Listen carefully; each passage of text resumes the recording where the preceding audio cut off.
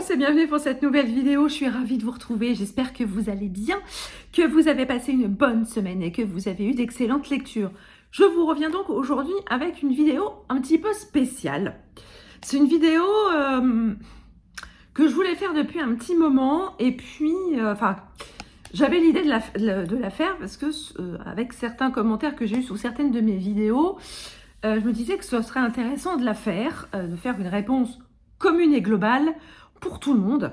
En fait, c'est à chaque fois que je lis un livre de fantasy, j'ai souvent des commentaires qui me disent « Ah, là, le livre dont tu viens de parler, voilà, ça me tente bien, mais je n'ai jamais lu de fantasy. Je ne sais pas si je vais aimer. Voilà, qu'est-ce que tu me conseilles comme livre pour débuter la fantasy ?» Donc, alors c'est vrai que j'ai fait des réponses aux commentaires, à ces commentaires et je me suis dit pourquoi pas ne pas en faire une vidéo spécialement dédiée pour les gens qui voudraient débuter la fantasy mais qui ne savent pas par quoi commencer. Alors, bien évidemment, je ne suis pas une experte en littérature fantasy.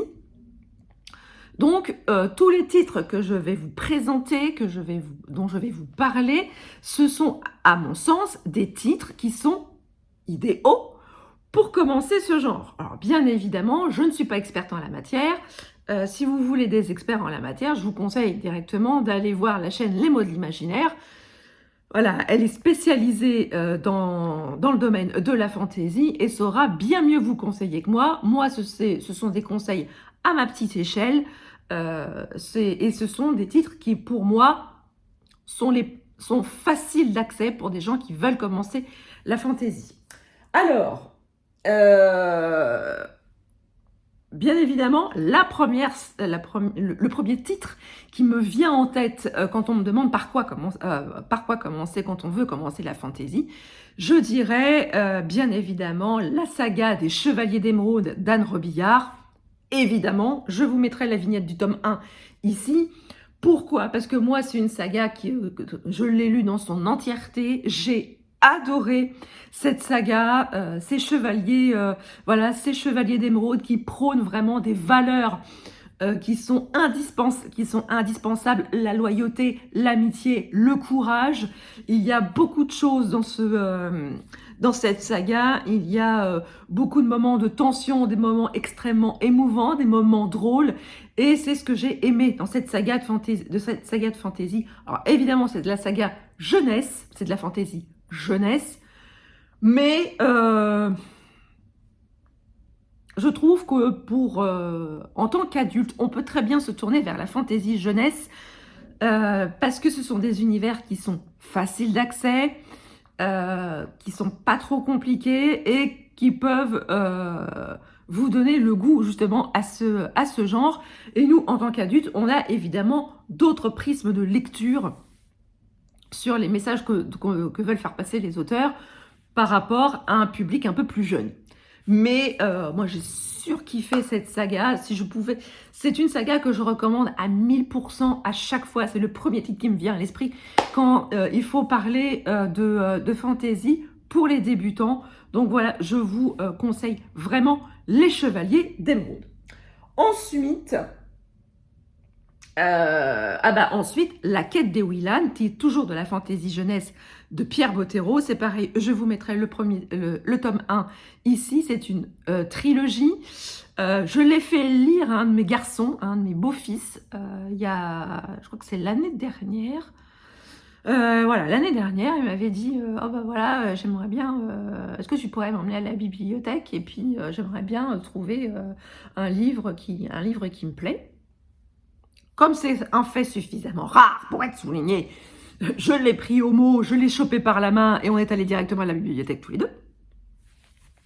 Et donc, je lui avais conseillé La Quête des Weyland de Pierre Bottero. Et Weyland, c'était une jeune fille de 13-14 ans, donc à peu près de son âge, une jeune fille tout à fait normale qui allait à l'école, qui avait des amis dans le même monde que nous, sauf que, Ewilan, elle n'est pas si humaine qu'on voudrait bien faire croire. Elle appartient à un autre monde.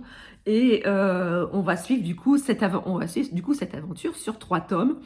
Et j'ai été quand même assez surprise. Il a beaucoup aimé le tome 1. Il a enchaîné sur les 2 autres tomes. Il m'a dit franchement c'est super. Voilà, après il n'a pas trop lu. Voilà, mais au moins il a au moins lu ces 3-là. Il sait que ce genre-là lui plaît. Et il a franchement adoré cette saga de 3 tomes. Donc voilà, pour les débutants, quel que soit l'âge, qu'on ait 16 ans ou qu'on en ait 40, franchement, la quête d'Ewilan est parfaitement accessible à tous. Ensuite, bien évidemment, Harry Potter, la saga Harry Potter de J.K. Rowling. Je serais quand même un peu mal avisée de ne pas vous la conseiller si vous ne l'avez pas encore lue. Cette saga a eu un tel retentissement dans le monde entier. C'est la saga, c'est le livre qui a fait remettre le pied à l'étrier de bon nombre de jeunes à la lecture. Voilà, même mon papa a lu la saga dans son entièreté, et pourtant je peux vous dire qu'il était à la retraite quand c'est sorti, et il a tout bouffé. Il était même plus impatient que moi. Je crois il y avait les 4 premiers tomes qui étaient sortis. Il a lu les 4 premiers, et il était même plus impatient que moi d'attendre les tomes suivants à sortir pour pouvoir justement lire la suite, tellement ça lui a plu. Voilà, vous avez tout, vous avez des complots, vous avez des trahisons, vous avez un système de magie extrêmement riche, une faune, un bestiaire absolument formidable. Vous avez évidemment les valeurs qui font une bonne saga de fantasy, l'amitié, la loyauté, le courage. Donc forcément, je ne peux que vous conseiller Harry Potter si vous ne l'avez pas encore lu. Si vous faites partie des rares à ne pas l'avoir. Ensuite, évidemment, les gardiens des cités perdues de Shannon Messenger. Je vous mettrai la photo du tome 1 ici. C'est pareil, une grande fresque, une grande saga avec de la magie, avec plein de mystères, avec de l'amitié, de la loyauté, enfin tout ce que vous voulez. Moi, j'avais vraiment beaucoup aimé. Alors, évidemment, oui, alors ça se lit facilement, voilà, ça se lit facilement, c'est bien écrit. Voilà, et voilà, quand vous lisez ça, vous ne pensez pas à autre chose, et franchement, c'est idéal pour commencer la fantaisie.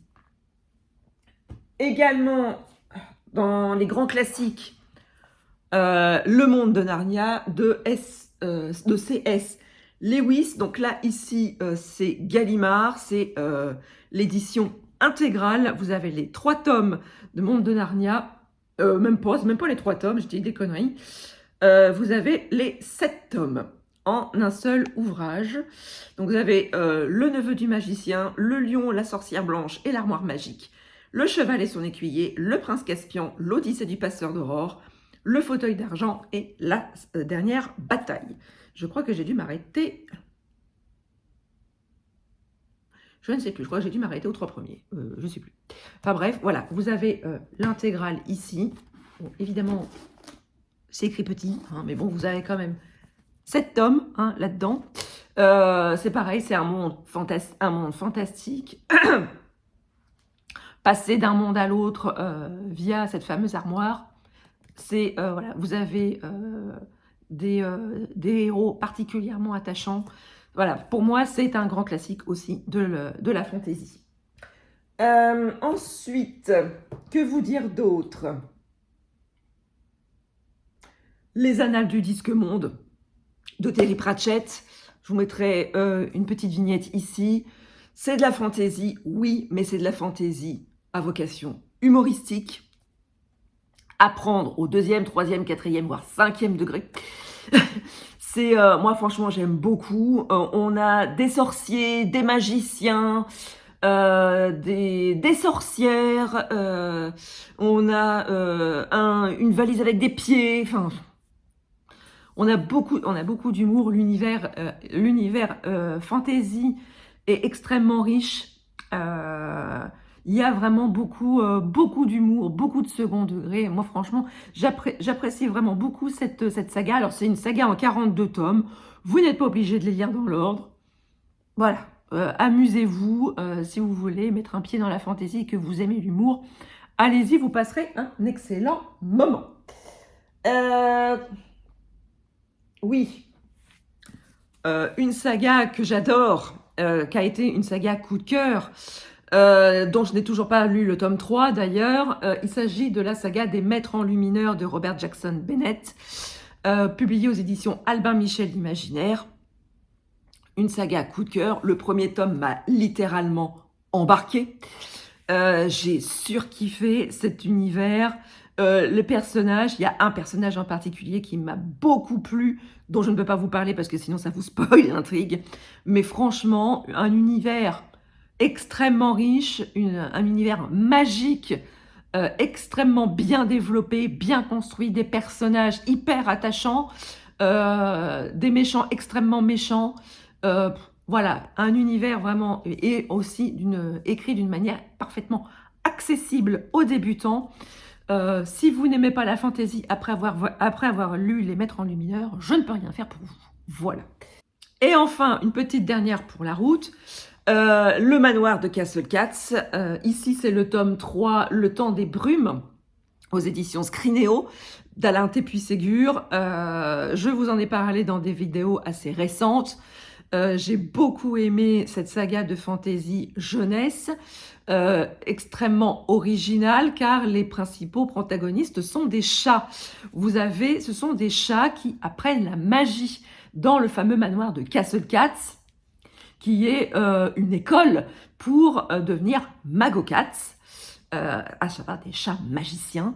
Il se passe énormément de choses dans ce manoir. Il y a des mystères, plein de mystères dans qui entoure ce manoir, avec des personnages hyper attachants. Là, c'est le tome 3, je ne vais pas vous en parler maintenant, mais par contre, si vous voulez avoir mon avis sur ce fameux tome 3, eh bien, soyez au rendez-vous lundi dans le prochain Qu'as-tu lu. Donc voilà, la vidéo est à présent terminée. Je vous ai présenté un certain nombre de titres de fantasy qui, à mon sens, sont les plus pertinents sont pertinents pour commencer la fantasy. Bien évidemment, cette liste n'est pas exhaustive. Si vous aussi, vous avez des titres de fantasy à proposer, n'hésitez pas à les mentionner en commentaire. On ira voir tout ça.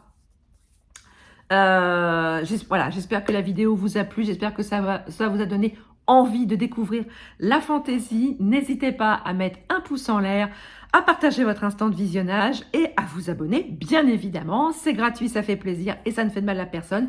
Laissez plein de commentaires pour qu'on puisse discuter un petit peu de ce sujet. Vous savez que j'adore discuter avec vous. Sur ce, je vous laisse. Je vous souhaite une très très belle journée, un très très bon week-end plein de lectures et je vous retrouve donc lundi pour le prochain Qu'as-tu lu. Ciao!